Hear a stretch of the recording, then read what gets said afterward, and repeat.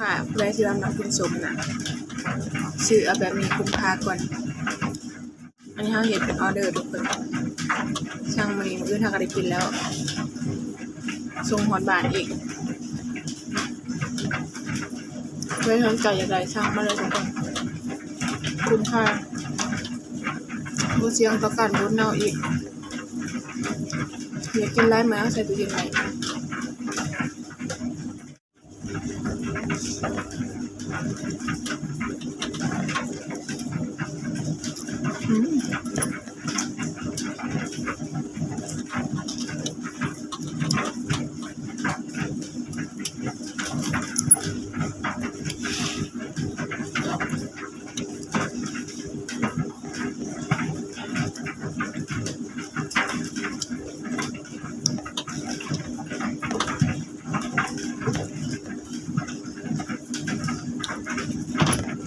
อยากได้ทุกคน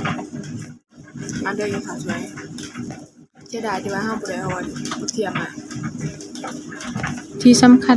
ใครที่ว่าตัดสินใจซื้อรับรองลูกค้าจะติดใจเพราะว่ามันหอมแซ่บนัวและรับประกันว่าคุ้มค่าแน่นอนลูกค้า